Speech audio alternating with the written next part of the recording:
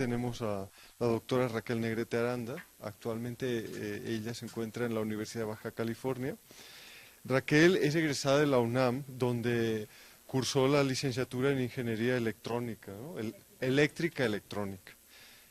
Pero dio un giro muy fuerte porque hizo su doctorado y sus estudios de posgrado en el CICESE, en Ciencias de la Tierra, con un tema que es de interés para muchos, que es la evolución de la península de Baja California, desde el punto de vista tectónico, de vulcanismo y del estado térmico, que creo que es uno de los temas que ahora va a comentar. Posteriormente a sus estudios de posgrado, ella ha realizado 2 postdocs. El primero en el CICESE, donde trabajó en temas de modelación numérica, y después en el Scripps, donde estuvo hasta hace unos meses. Estuvo con un doctor muy famoso, John Sclater, trabajando en flujo de calor en el Golfo de California. Y pues a continuación le cedo la palabra a Raquel para que nos explique su tema de investigación. Gracias. Gracias, Carlos, y buenas tardes a todos. Estoy muy contenta de estar aquí en la UNAM, de regreso en el Alma Mater. Siempre se siente muy bien regresar. Y efectivamente, como Carlos decía, el camino académico mío ha sido de ires y venires, pero sin duda lleno de cosas bonitas, encuentros y desencuentros. He aprendido mucho desde que estuve en ingeniería y luego cuando di el salto a Ciencias de la Tierra. Siempre un poco guardando la congruencia en mis intereses, ¿no? Pero bueno, esta tarde, mientras preparaba esta plática, decía, ¿y cómo puede presentar uno en 40 minutos, en media hora, lo que has hecho, en mi caso, como joven investigador en los últimos 8 años, ¿no? Entonces, la plática está diseñada para darles una idea, básicamente como una gran ventana acerca de lo que he hecho en el pasado, lo que estoy haciendo ahorita y hacia dónde podría ir mi línea de investigación, ¿no?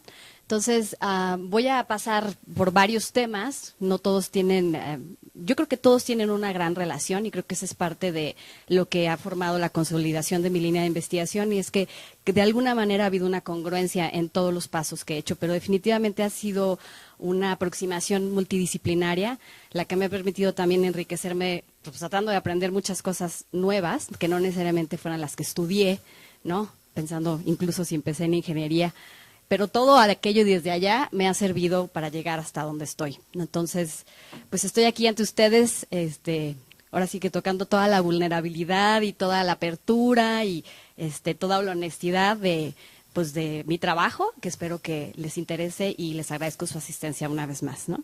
Entonces, el tema de la plática, perdón también que estaba en inglés, pero tampoco tuve mucho tiempo de cambiarla a español, es acerca de las anomalías térmicas en la península de Baja California y en el Golfo de California, ¿no?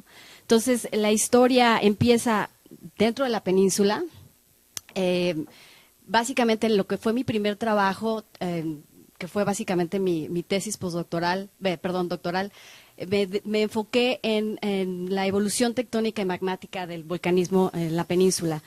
¿Por qué era un tema interesante Desde entonces causaba, y les estoy hablando de hace ya casi 10 años, de cuando yo empecé a hacer las primeras investigaciones, causaba mucha polémica dentro de la comunidad científica, porque el origen ha sido muy polémico. Tenemos básicamente diferentes tipos de lavas que han dado el lugar a que se propongan diferentes modelos para explicar su origen. Entonces, generalmente ha habido un uso, y a veces hasta yo digo un abuso, ¿no?, de diferentes modelos tectónicos con la idea de tratar de explicar la diversidad del magmatismo por subducción. Entonces, eso sería como la primera parte, en donde básicamente lo que les voy a enseñar es evidencia observacional, o sea, algo que ya estaba ahí y que, sin embargo, no todo el mundo a la hora de proponer modelos tomaba en cuenta, ¿no? En una segunda parte hice lo que sería un estudio, más bien como un caso de estudio, tomando uno de los campos volcánicos en la península y tratando de entender cuál era el control de los esfuerzos tectónicos regionales en el emplazamiento del volcanismo, ¿no? Entonces, esto era también con la idea de consolidar un poco las ideas presentadas en el primer trabajo. Más adelante, durante lo que ya fue el postdoctorado en CICESE, me dediqué entonces más a ver qué era lo que pasaba con el estado térmico, porque, como verán más adelante, básicamente la discusión es que muchas de las firmas geoquímicas del volcanismo en Baja California necesitan estados térmicos muy altos. Entonces, para explicar esto, había un montón de historias que de verdad son muy divertidas, algunas muy sofisticadas, pero no todas eran congruentes con la evidencia observacional, ¿no?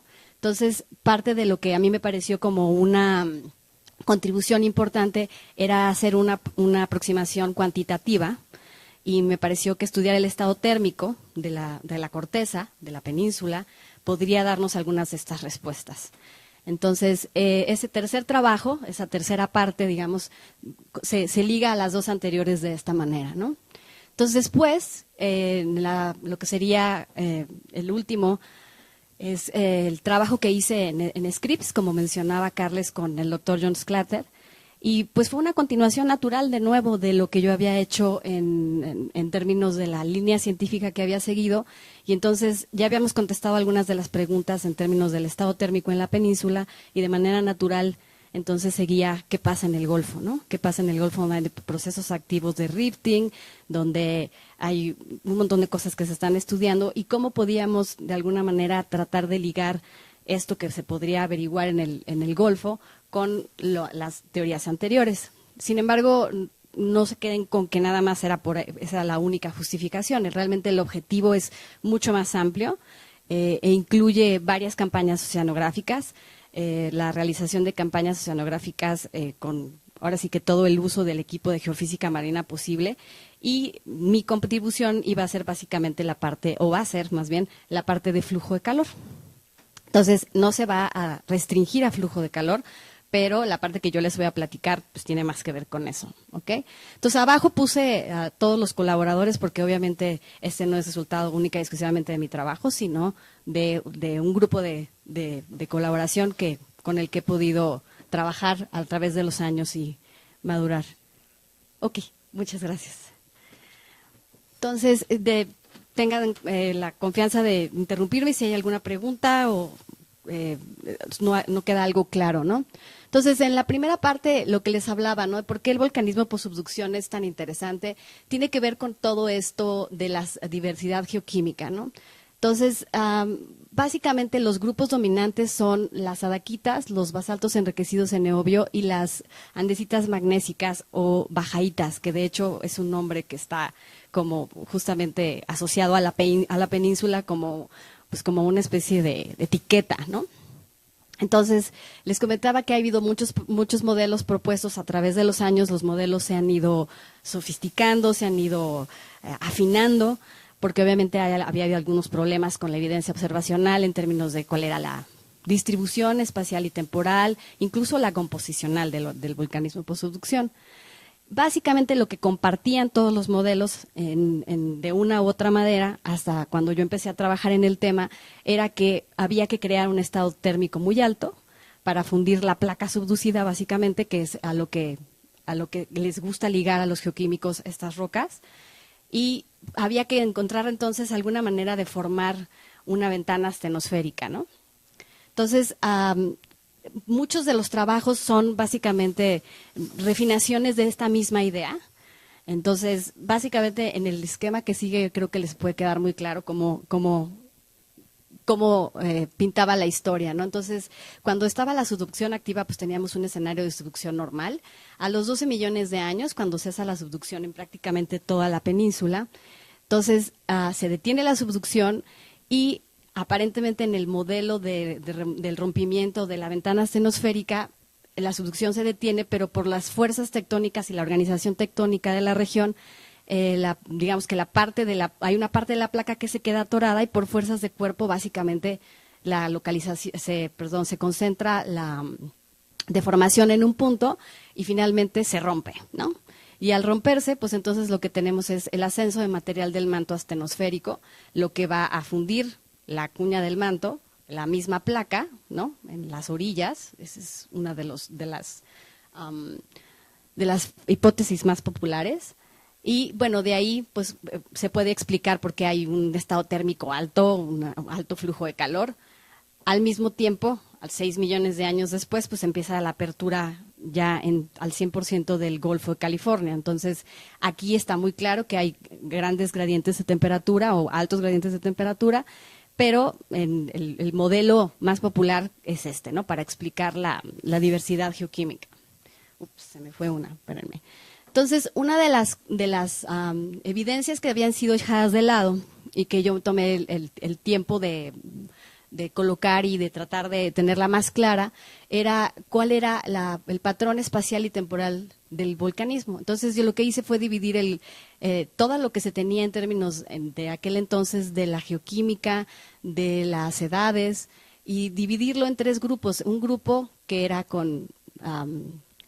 que fue el volcanismo de subducción, durante la subducción, luego un volcanismo que yo le llamé de transición, y luego un volcanismo que claramente empezó después del rift, ¿no? de la apertura en el Golfo de California. Entonces, básicamente estos diagramas, que son unos como cronodiagramas, lo que nos muestran es que no hay ningún patrón.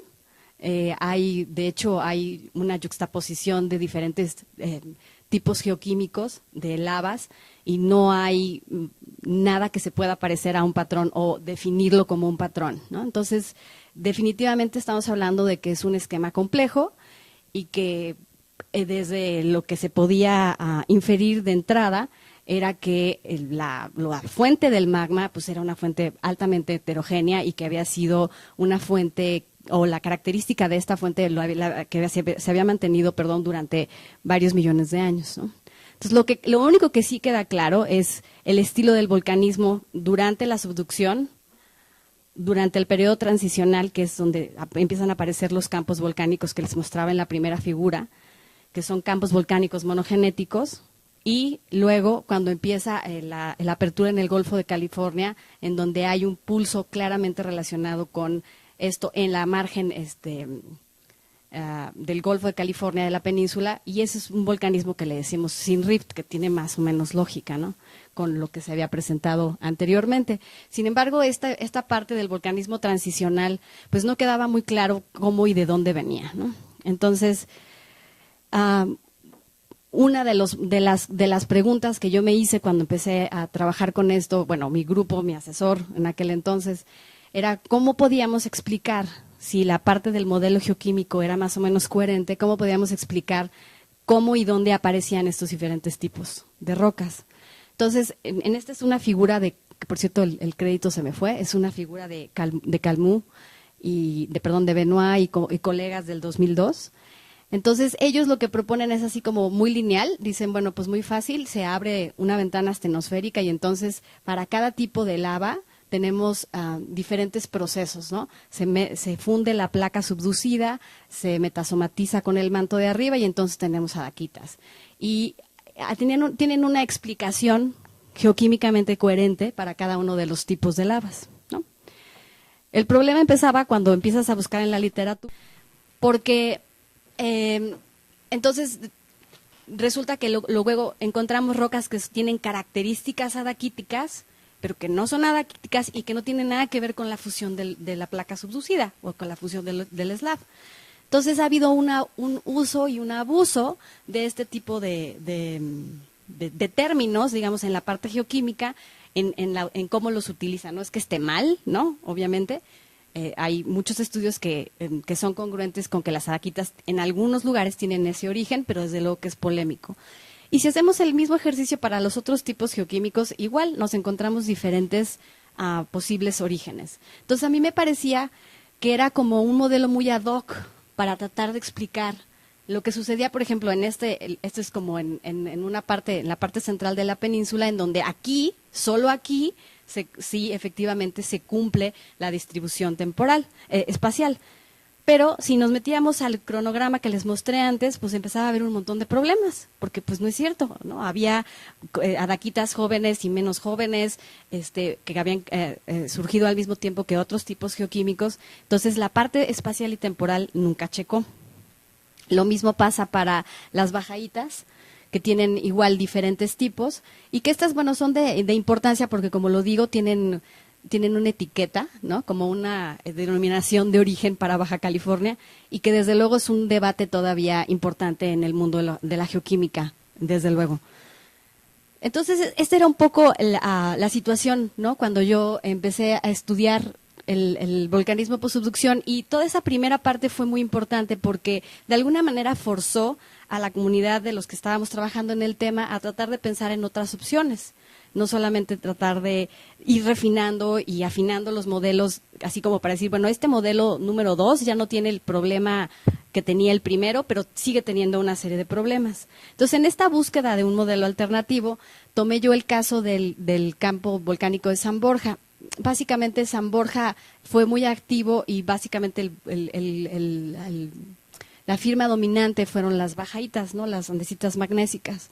Entonces, aquí lo que yo quería probar era cuál era el control tectónico de los esfuerzos tectónicos en el emplazamiento del volcanismo y si había una relación directa, como lo arguían muchos de los modelos, entre lo que sucede a nivel regional tectónico y lo que sucede a nivel local, por ejemplo, en un campo volcánico bien definido. Entonces yo básicamente me apoyé en las ideas de Nakamura del 77, que él es el que empieza a decir que la orientación de los centros eruptivos te puede dar una muy buena idea de cómo son los esfuerzos regionales locales. Y entonces encontré una manera de ligar esos esfuerzos locales regionales con los esfuerzos locales con los regionales, de manera que pudiéramos ver si había coincidencia o no y de alguna manera poder medir el control tectónico. Entonces, lo que tuve que hacer fue dividir, porque es un campo volcánico pues, grande, ¿no? Utilicé básicamente la morfología y me apoyé en geocronología también para llegar a esta división entre dos grupos de edades, más jóvenes de 7 millones de años y más viejos de 7 millones de años. Estamos hablando de que es un campo volcánico que tiene 227 centros eruptivos, ¿no? Por ahí de ese orden. Y para que tuviera coherencia en los resultados lo dividí en estos dos grupos que tienen que ver un poco con las fechas transicionales importantes en la historia tectónica de la región. Entonces, lo que encontramos es sí, evidentemente hay alineaciones preferenciales y pudimos encontrar la dirección de máxima extensión instantánea para cada uno de los grupos y compararla con la máxima extensión instantánea tectónica regional, ¿no? Entonces, son direcciones que de alguna manera son estadísticamente distinguibles, lo que me dio la posibilidad de entender que pues el control es relativamente, el control tectónico regional es limitado, es parcial, ¿no? No necesariamente había este control total como se arguye en alguno de los modelos anteriores. Entonces, este era un elemento muy importante para tomar en cuenta a la hora de crear un modelo alternativo que no tuviera que ver o no se basara al 100% en la tectónica regional. Entonces fue sin duda un ejercicio interesante y me gustó esta cita de Carl Sagan, ¿no? Donde dice que si vas a decir algo así como muy extraordinario, lo tienes que respaldar con algo muy extraordinario. Y eso era justamente lo que me creía que hacía falta en términos de la evidencia, ¿no?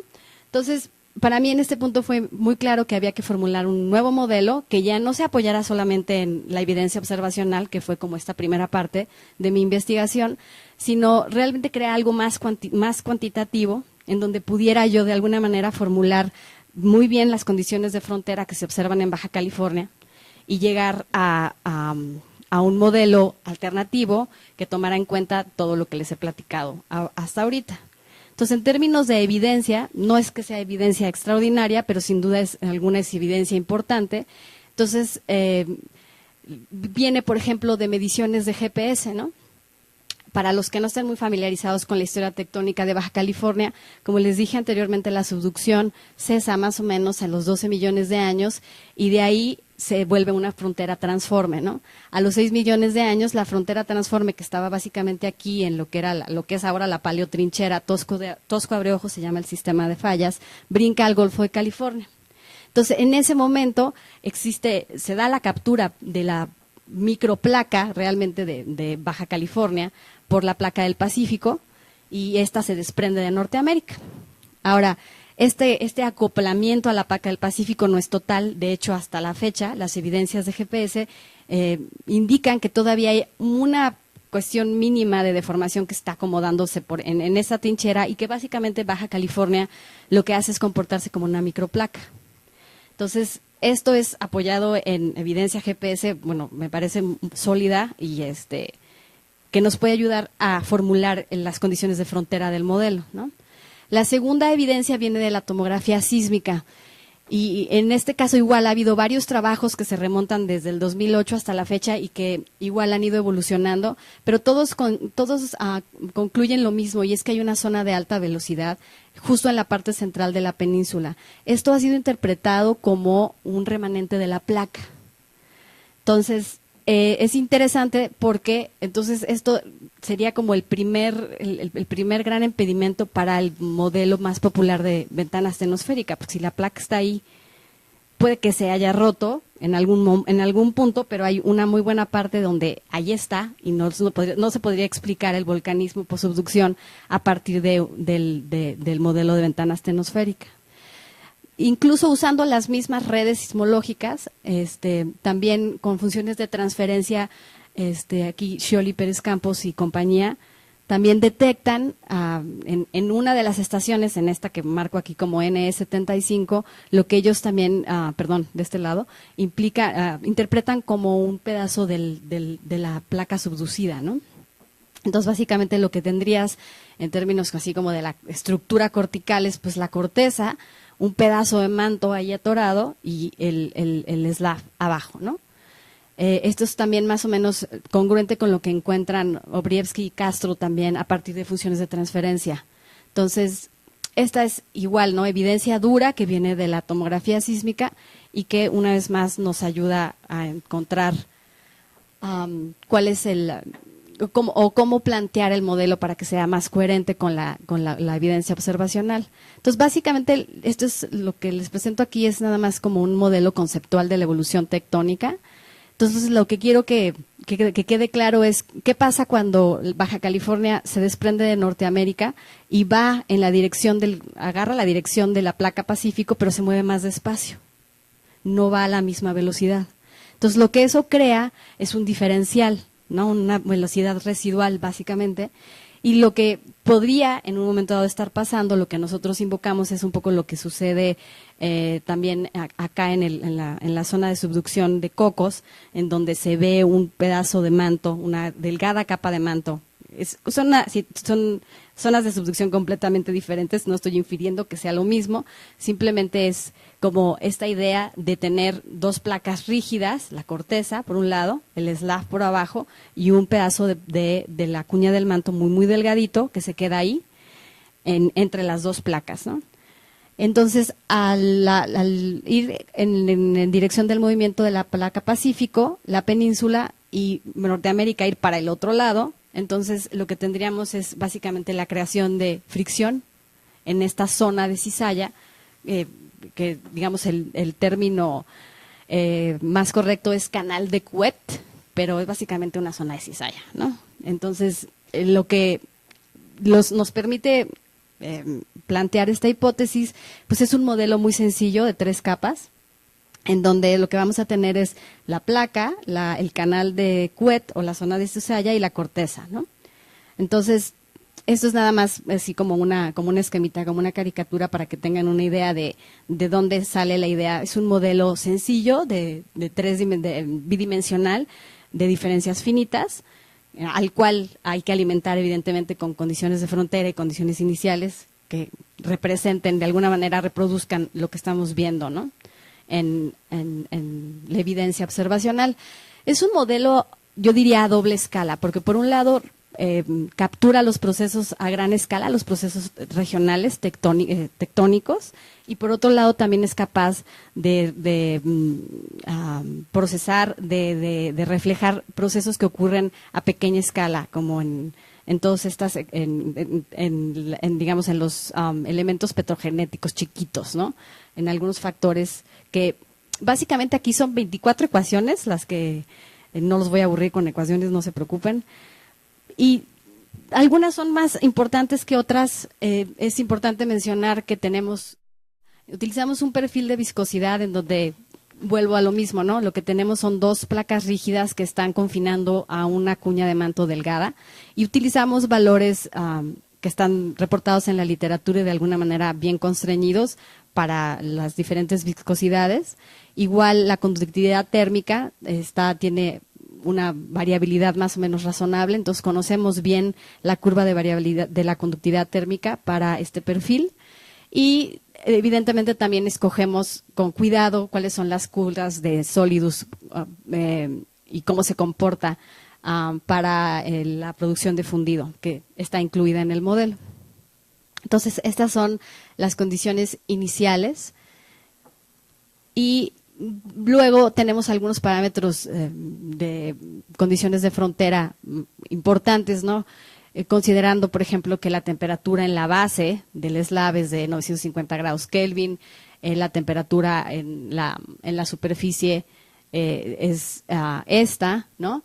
En fin, estos flancos que aparecen aquí, que son como zonas de baja viscosidad, en realidad son artefactos del modelado para que pudiéramos tener como este círculo cerrado y funcionara el modelo, ¿no? Entonces, no tiene nada que ver con, o sea, no están aquí para significar o representar nada que suceda en la naturaleza, simplemente es como lo tuvimos que modelar. Entonces, la velocidad, por ejemplo, del slab para antes de los 6 millones de años era de 40 milímetros por año, y las viscosidades, como les digo, han sido reportadas en la literatura, ¿no? Todas están más o menos bien constreñidas. Luego van a ver en la animación que les voy a presentar a continuación cómo esta velocidad va a variar, ¿no? Dependiendo de en qué estado, en qué transición, en qué tiempo está, y esta se reduce y cambian significativamente las condiciones. Entonces, déjenme ver. Ay, no, perdón.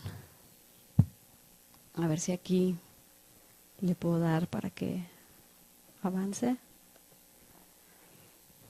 Entonces, aquí lo que van a ver es la evolución de la temperatura. Imagínense, este es el modelo de 3 capas. Aquí está la zona de cizalla. Aquí arriba tendríamos la corteza, aquí abajo tendríamos el slab.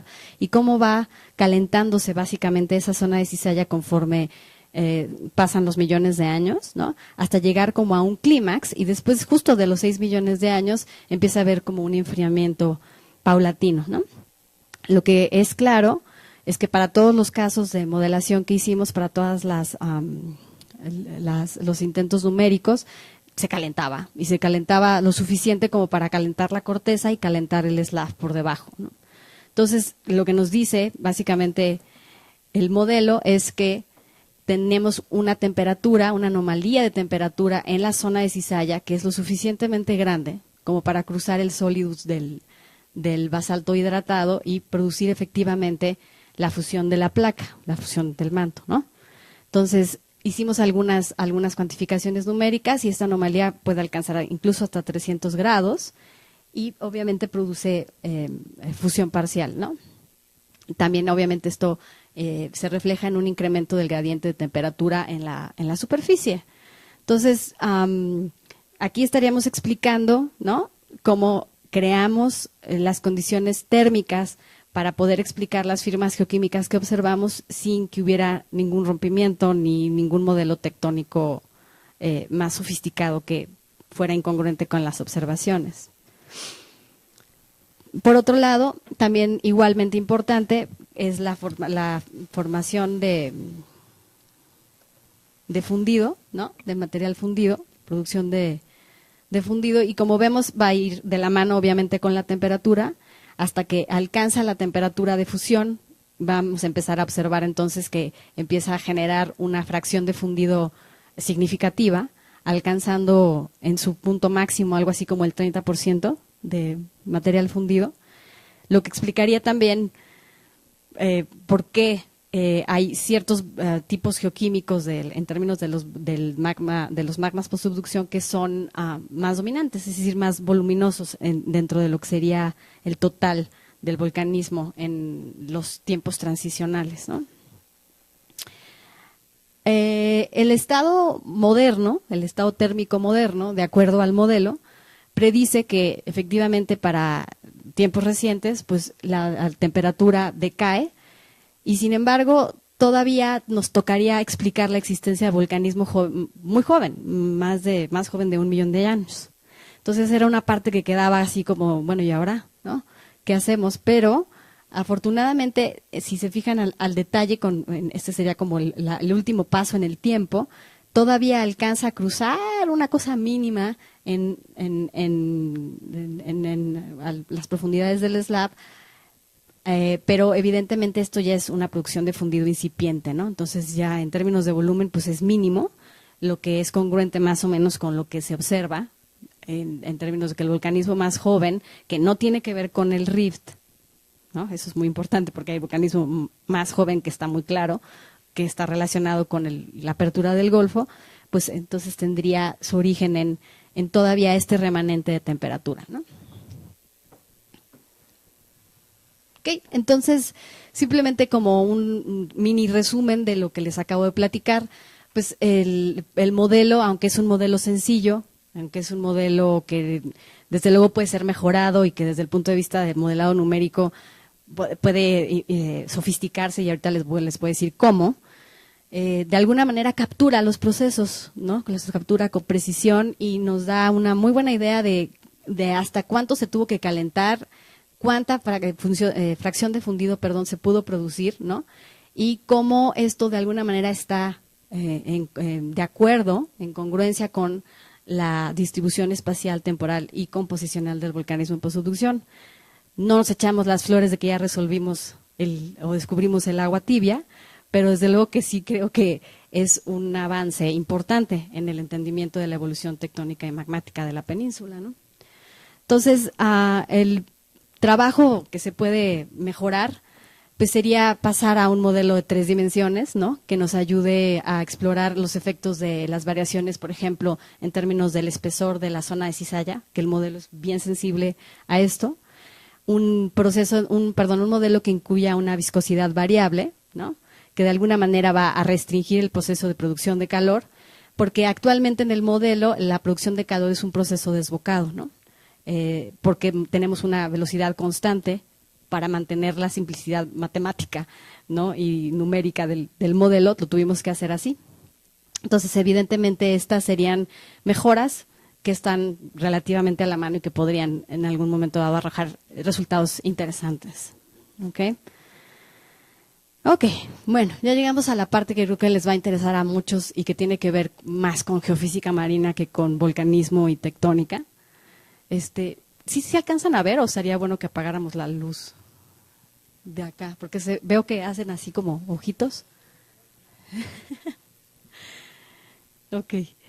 Entonces, ¿qué pasó? Bueno, cuando terminé estos trabajos, el último, como les decía, como resultado de una estancia postdoctoral en CICESE con un asesor distinto, luego tuve la oportunidad de ser invitada a Scripps a trabajar con John Sclater. John Sclater, los que conocen de más o menos de la historia del flujo de calor en el océano, seguramente escucharon su nombre por ahí, ¿no? Hizo en los años 60 y 70 trabajos que ahora son de referencia para cualquier literatura, ¿no? Y él actualmente sigue activo, ya no tanto como antes, evidentemente, pero con él la idea era echar a andar un proyecto para estudiar el flujo de calor en el Golfo de California, ¿no? ¿Por qué el Golfo de California? ¿Por qué de pronto salirnos de la península, de la parte continental, ir al Golfo? Se los mencioné un poquito al principio, ¿no? En el Golfo están procesos activos importantes y sabemos de entrada que existen anomalías térmicas importantes, pero no hay una gran cantidad de datos de flujo de calor, es un hecho. Lo que hay es una gran cantidad de datos de flujo de calor en las dorsales, pero fuera de las dorsales, en las diferentes cuencas del Golfo de California hay muy pocos datos. Entonces, John y yo teníamos la intención de echar a andar un proyecto que incluyera una serie de campañas oceanográficas. Bueno, eso era así como muy optimista, que incluyera más de una, pero por lo menos una, que nos diera la posibilidad de estudiar una de las cuencas que ha sido más estudiada, pero no desde ahí, que es la cuenca de Guaymas. Sin embargo, este proyecto, que empezó como un proyecto semilla, al final se transformó en este proyecto, que es como digamos el hermano mayor del proyecto que en un momento dado concebíamos John y yo, porque entonces brincamos a realmente estudiar todo el Golfo, ¿no? Esto fue posible gracias a la convocatoria que sacó CONACYT con la Secretaría de Energía para la creación del Centro de Energía Geotérmica, el CEMIE, seguramente por ahí lo han escuchado. Entonces, el proyecto de nosotros pasó a ser parte de aquel gran paraguas de proyecto institucional que se presentó en esa convocatoria y que afortunadamente fue aceptado y ahora tenemos fondos para hacer todo el proyecto, ¿no?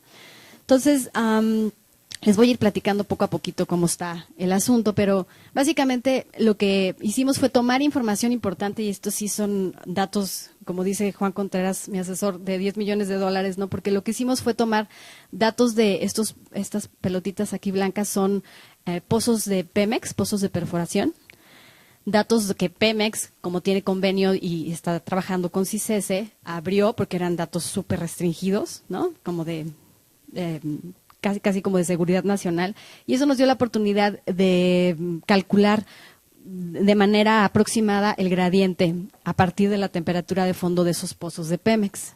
Luego juntamos esa información con la base de datos global que existe de flujo de calor, que es una base de datos pública global, y lo que hicimos fue encontrar básicamente que efectivamente la península está sentada en un, digamos, está flanqueada, bueno, por altos gradientes de temperatura. Esto del Golfo pues no es nada sorprendente porque ahí está la creación no bisoceánico y las dorsales están súper activas y tiene toda la coherencia del mundo. Lo que sí es más, y que queda como una pregunta que no se va a poder necesariamente abordar en este proyecto, pero probablemente en alguno que sea a continuación, es por qué también tenemos altos flujos de calor en el Pacífico, donde se supone que ya no había acción, ¿no? Y probablemente hipotetizamos que tenga que ver con la falla Tosco de Ojos y cómo todavía sigue acomodando algo de la deformación, aunque es mínima, pero creo que sería muy interesante poderlo estudiar. Entonces, en términos de lo que vemos, que la península está más fría, bueno, pues todavía sería consistente con la idea de que hay una placa o un remanente de placa atorada en alguna de las partes centrales de la península, ¿no? Entonces, este es como el background del gradiente térmico en Baja California, ¿no?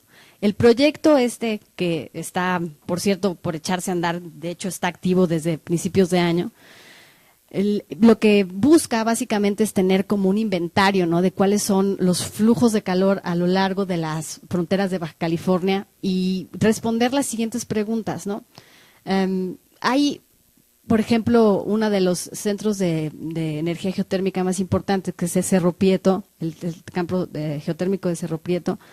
Y bueno, pues la pregunta es como, ¿qué pasa con ese calor conductivo al sur de Cerro Prieto, en la boca del Golfo, ¿no? Sería una de las preguntas, o una de las campañas está destinada para hacer flujo de calor en esa zona.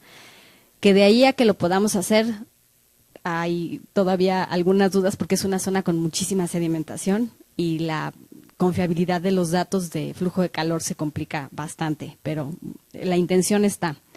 Por otro lado, se encuentra, y esto lo van a ver ahorita en unas imágenes que están muy bonitas, que hay una serie de intrusivos que les llaman intrusivos de plato por todos lados, ¿no? La sísmica los ha revelado y parece ser que son como una de las estructuras en las que se utiliza para transporte de calor a lo largo del Golfo de California. Básicamente lo que les comentaba hace rato acerca de Tosco Abre Ojos es, bueno, cuánto calor realmente se está generando ahí y dónde, ¿no? Y cómo eventualmente sería así como el eslabón con toda el tópico de investigación anteriores, bueno, y cómo esto lo podemos ligar con el estado térmico de la península y la evolución del volcanismo postsubducción una vez más, ¿no? Entonces, el proyecto grande, aquí me falta una parte del norte, no tenía la diapositiva, pero básicamente la idea es visitar Tiburón arriba, en la parte norte del Golfo, hacer las mediciones de flujo de calor y no están restringido nada más a hacer flujo de calor. Evidentemente, el proyecto tiene tal cantidad de fondos que ha permitido que toda la gente que está involucrada, que no nada más es CICESE es simplemente el líder, sino todas las instituciones que están involucradas, pues se hagan de equipo. Entonces, están por estrenar magnetómetros, todo el kit de geofísica marina, ¿no? Incluyendo una sonda de flujo de calor. Entonces, esa es una parte muy buena, ¿no? Porque son equipos generalmente muy caros. No nos alcanzó como para un robot, como para un ROV, que hubiera estado increíble, ¿no? Pero, bueno, por lo menos para todo lo demás, sí. Entonces, haremos Tiburón como una primera campaña a principios del 2015. Y luego vamos a visitar Guaymas y Farallón, ¿no? Esa es más o menos como la idea general. Y la idea, por ejemplo, en Guaymas es hacerlo con un control sísmico fuerte, ¿no? Importante, y a partir del control sísmico que tenemos, que hay mucha sísmica ya interpretada en la zona, pues decidir cuáles son estas zonas, ¿no? Aquí, este fue parte del proyecto Semilla que les platicaba hace ratito, en donde decíamos, bueno, con 20 días de barco, bueno, lo que se puede hacer es esto, vamos a visitar estas zonas que no tienen nada que ver con la dorsal, ¿no? Con la idea de utilizarlas para diferentes cosas, no solamente para lo que les decía como en términos del presupuesto de flujo de calor total, sino John tiene mucha experiencia en procesos de extensión cortical y cómo quieren meterlos con modelos de enfriamiento, etcétera. Entonces quería realmente como acercarse a hacer una medición muy fina de diferentes áreas, ¿no? Entonces, este es un ejemplo simplemente de lo que sería como la agenda para las diferentes campañas. En este caso, vamos a enfocarnos en una cuenca a la vez, ¿no? Entonces, lo que les decía en términos de que hay una buena base de la interpretación sísmica de lo que existe en las diferentes cuencas, que nos ha permitido ver los intrusivos de plato y otras cosas, como de tal manera que sea tan fino como para poderse acercar a esta zona de aquí, con la idea de contribuir a la comprensión de la zona esta transicional entre la corteza la corteza la corteza oceánica, ¿no? Entonces, esto, como les digo, lo que había y en grandes cantidades eran pues muchas mediciones de flujo de calor en lo que sería la dorsal, pero casi no había nada hacia los lados. Entonces, esta sería una de las aplicaciones. Esta es una foto, bueno, más bien, sí, de Jared Klusner, que trabajó con Peter Lonsdale ahí en Scripps, justamente procesando la sísmica que hicieron no hace mucho, en donde encuentran estos sills de plato, ¿no? Y les decía que son muy comunes en esta zona y poco estudiados. Entonces, la idea, por ejemplo, con el nuevo proyecto, pues es hacer mediciones en las zonas donde se han detectado estos sills de plato y de alguna manera poder ver cuáles son los procesos que dan lugar a estas formaciones y qué sucede en términos de la afectación de la circulación hidrotermal arriba, y qué hay, por ejemplo, qué relación podría haber con la formación de hidrocarburos. Entonces, esto es, por ejemplo, lo que sucede en Cuenca Delfín, esto es en Guaymas, si no mal recuerdo. Todas estas es sísmica colectada por Scripps en colaboración con CICESE, Caltech y otras instituciones, ¿no? Me queda claro que el entender, por ejemplo, mejor o tener mediciones a detalle, finas de flujo de calor, por ejemplo, sobre los intrusivos, nos pueden dar una idea de cuáles son los procesos que existen aquí.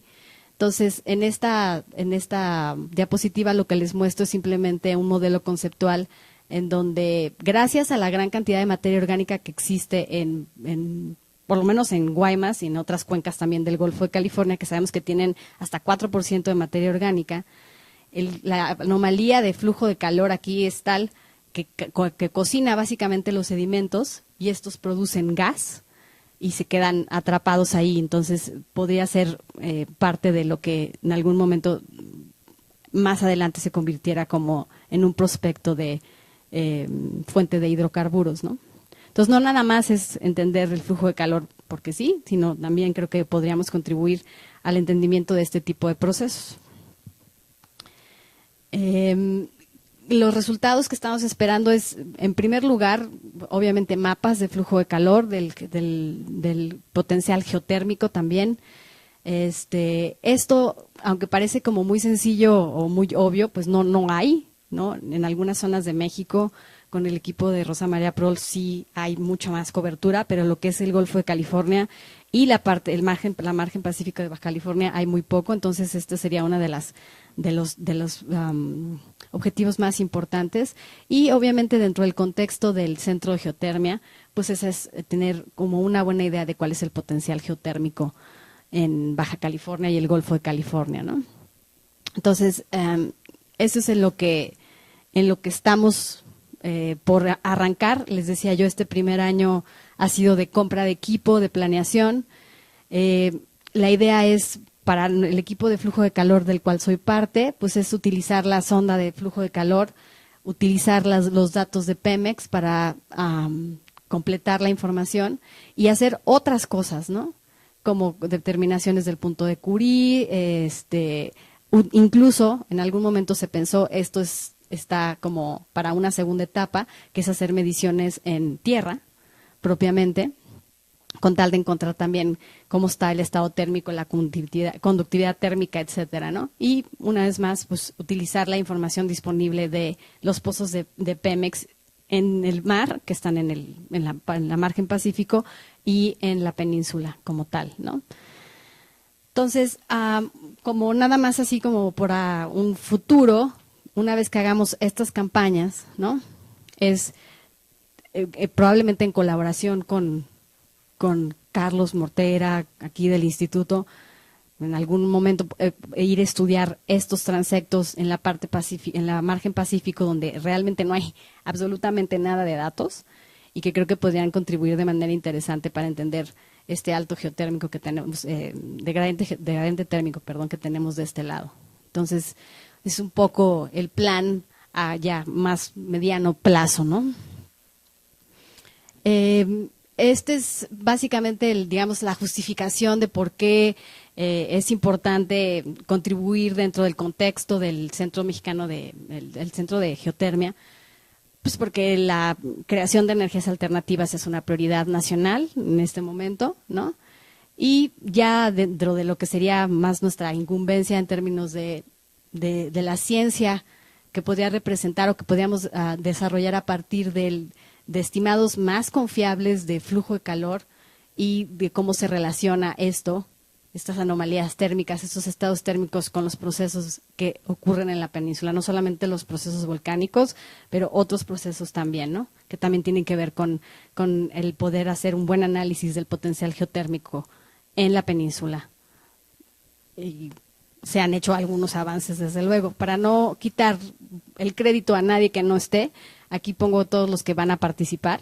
Evidentemente del CICESE son más. Yo nada más estoy poniendo, digamos, los que estamos dentro del grupo de flujo de calor aquí, pero va a haber todas estas instituciones que de alguna manera van a estar metidas ahí. ¿Ok? Ya para terminar, así muy, muy rápido, en los próximos 3 minutos les platicaré cuáles son mis planes en términos de lo que ya está echado a andar, como es este gran proyecto. Pero actualmente estoy también colaborando con David Hilton de Scripps, también con la idea de utilizar mediciones de isótopos de helio como marcadores como geotermómetros, ¿no? Básicamente como proxies de la permeabilidad de la corteza. No los voy a aburrir mucho con los detalles, simplemente lo que es importante entender es que hay una buena correlación entre los isótopos de helio y la velocidad de las ondas sísmicas. Entonces, de alguna manera, esto nos da la oportunidad de entender procesos de gasificación y otras cosas que tienen que ver como con intercambio de masa y el origen de heterogeneidades en el manto. Cosas que aplicados a Baja California podrían darnos también un buen punto, ¿no? Dentro de todo este gran esquema que les he platicado esta tarde. Entonces, el plan con David básicamente es hacer un reconocimiento de las fuentes hidrotermales en tierra, de entrada, y tratar de, a partir de ahí, utilizando esta técnica de isótopos de helio, entender cómo está la parte térmica en tierra. Que es un proceso, es un proxy, lo entendemos, tiene sus limitaciones, pero pues es algo más o menos factible de hacer. Ya tenemos incluso seleccionados los sitios que queremos visitar. De hecho, este octubre vamos a la primera parte del campo, que son cosas que están aquí cerca de Ensenada, en la parte norte de la península, y luego haremos en los próximos meses la parte sur, ¿no? Esto es con colaboración con la Universidad Autónoma de Baja California, nuevamente el CICESE y Scripps, ¿no? Y con lo último es un poco seguir en el debate geoquímico, que la geoquímica no es mi especialidad, pero que de alguna manera el conocimiento y el estudio del fenómeno volcánico en Baja California por tantos años me ha dado como algo de conocimiento, y es Pat Castillo igual de Scripps. Él quiere como retomar el debate de por qué las bajaítas, si son adaquitas verdaderamente o no. Entonces lo que hizo fue proponerme que a partir de muestras que fueron tomadas en el campo volcánico de San Borja, pues hacer análisis petrogenéticos más finos, ¿no? Y hacer incluso isótopos y cosas así como para seguir en el debate, en la polémica de si están utilizándose los buenos términos o no, ¿no? Entonces, que también es un proyecto con el que estoy participando de manera activa, pues es también en colaboración con Luis Alba de aquí de Geofísica y su estudiante, que fueron los que hicieron, no con este objetivo, que hicieron paleomagnetismo en San Borja, pero usando su experiencia en el campo, que fue Edgardo también con ellos, pues estamos haciendo los análisis petrográficos en Scripps. Entonces, pues esperemos tener algún resultado interesante. Por lo pronto, ahí la estudiante de Pat va a presentar algo ya, de hecho, en San Francisco este año en la AGU. Entonces, ahí va, ¿no? Y como palabras finales, simplemente decir que lo que les decía en un principio, a la mitad de la plática, ¿no? Que hemos hecho avances, yo y mi grupo de colaboración, mi grupo de investigación, importantes en el entendimiento del marco tectónico y magmático de la península, que se ha logrado a través de usar diferentes disciplinas que han incluido, en mi caso particular, desde la geocronología, la geoquímica, el paleomagnetismo, porque también pasé por ahí, aunque no era como muy relevante, no se los platiqué, modelado numérico, análisis de, ayúdenme, cluster análisis, ¿cómo lo traduzco? Sí, de agrupamientos, ¿no? Cluster análisis, y ahora incursionando en flujo de calor y en geofísica marina, ¿no? Entonces, desde luego que para mí estas son excelentes oportunidades para colaborar con los científicos de la comunidad científica aquí en México, quiero decir en Ciudad de México, aquí en el instituto, y tratar estas y otras muchas preguntas que pueden quedar abiertas. Entonces, pues, eso es todo. Espero que lo hayan encontrado interesante. Muchas gracias por su paciencia y estoy aquí para sus preguntas. Gracias.